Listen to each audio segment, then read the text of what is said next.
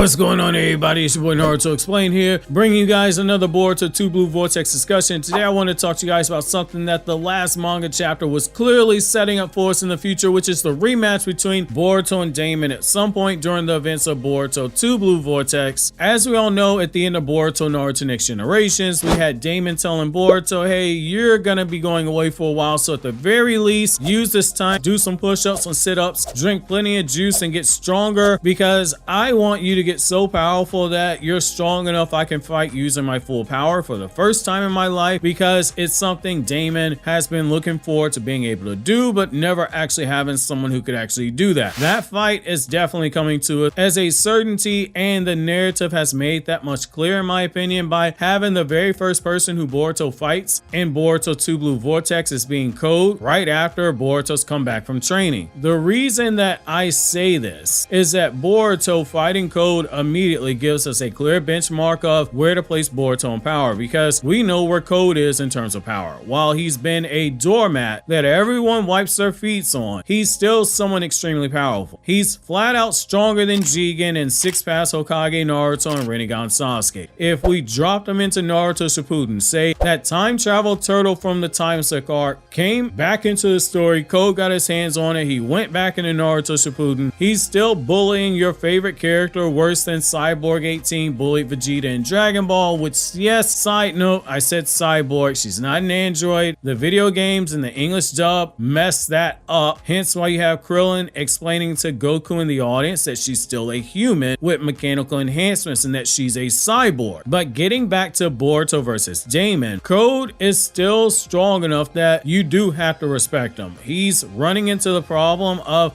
the people that he's getting into fights with just happen to be him. Code thought that when he got his limiters removed that he was him, but Daemon said, nope, I'm him. Code thought that Boruto is the same little boy he was hunting down for 2 years and beating within an inch of his life. Boruto would run away, rinse and repeat, but then Boruto just proved to us recently that Code isn't him, Boruto is him. When we look at how Daemon fought Code and how Boruto fought Code, there is one very important detail that has to be kept in mind, which is that Daemon and Boruto, neither of them use their full power against Code, and it's because of this that I do think we have something to begin measuring these characters by. Despite each holding back when they fought against Code, while we don't know which degree of their power they were holding back, there is data that can be gleaned from those fights in order to start gauging this information. Daemon, when he fought Code, easily won that fight. However, when we look back at the fight closely, there were some differences into how Daemon dealt with Code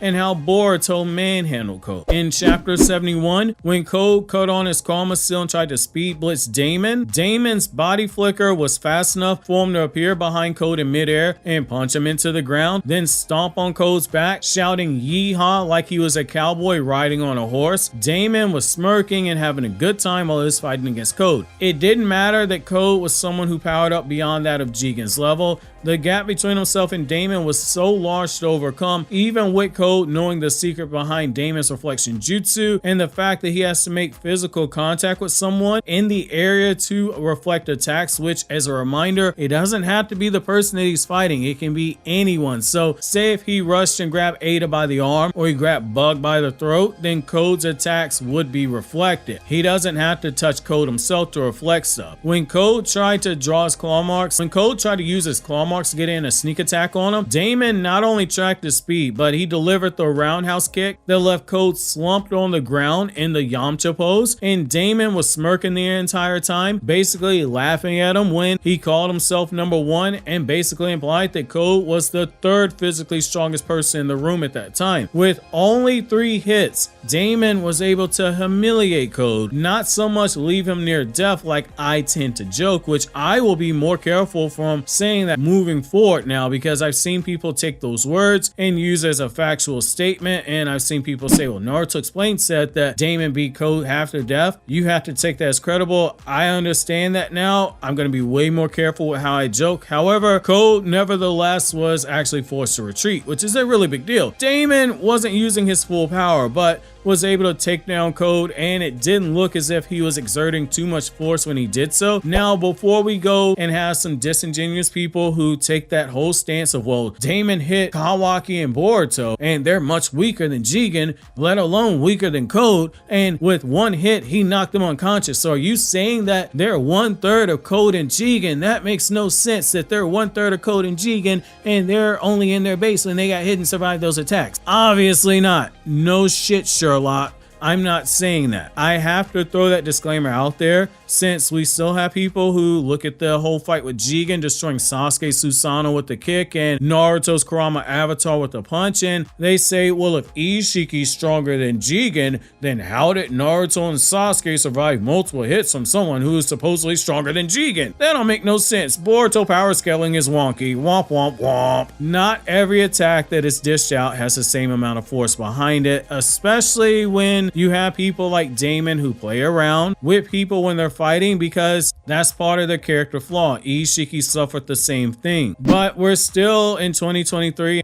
and you still have people that can't grasp that concept, let alone grasp the concept between the difference between attack potency and destructive capability. But those are conversations for a whole nother video. Whereas Daemon was clearly holding back quite a bit against Boruto and Kawaki. He was fighting Code more annoyed with them and making it particularly clear that he was eventually going to kill him when he got tired of playing around with him, particularly once he got an accurate gauge of how strong Code was without his limiters, because that is the first time that they fought. I want you to keep that in mind as we're looking at Boruto, because Boruto has at least fought this version of Code a few times during the time skip, so he's more familiar with where you can actually see Code's true power at. When Boruto fought Code in the last chapter, despite Boruto looking way cooler and calm and cool collected than Daemon, he did exert more force, just because he used his brand new jutsu, the Rasengan Uzehiko, right off the bat when they were fighting. While this is still base Boruto, busting out something like that right off the bat is about as disrespectful as Madara did in the Naruto manga when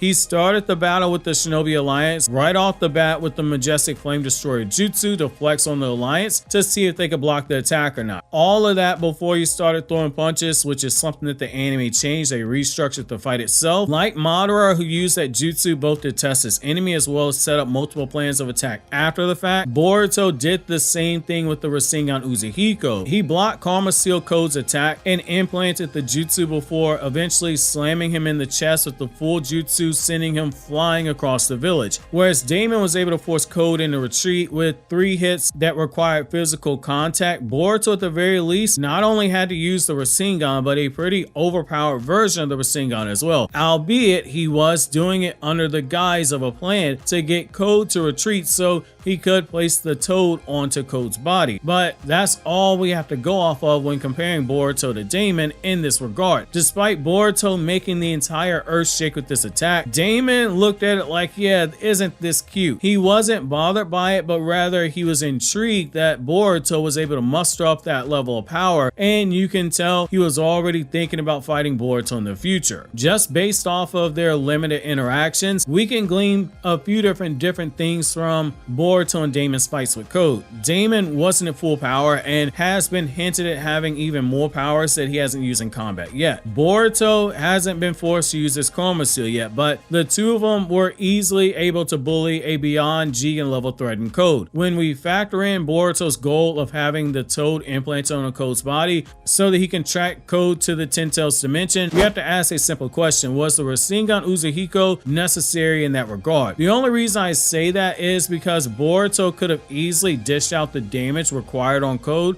to force him into retreating without having to use that jutsu, to put Code in enough pain that he doesn't notice the toad being implanted on him, especially when Boruto knows enough jutsu that can be used as distractions to have this one simple task actually carried out. He could have just used a simple Rasengan to draw Code's attention and implant the toad onto him without Code realizing it, just as Kashi and Koji was able to do it with Konoha when they fought, and just as Kashi and Koji was able to do it with Jigen when he fought and killed Jigen in order to get Ishiki to revive into Jigen's body. He didn't have to bust out the Rasengan Uzehiko if that were his only reason to implant the toad onto Code's body, unless he thought that jutsu alone could do more damage in this short amount of time to Code that will force him into retreating than anything Boruto had in his arsenal, which means that if he came to that conclusion, even Boruto with the Karma Seal might not have been able to do that much damage that quickly, to the point that he believed it was only going to be a few seconds that he could fight with Code before someone like Kawaki or someone from Konoha interfered in that fight with Code. Boruto is smart enough to know the full limits of his power and where Code's limits are. He'd have taken all that into consideration before choosing to use a Rasengan Uzuhiko. However, Boruto's fight with Code took place roughly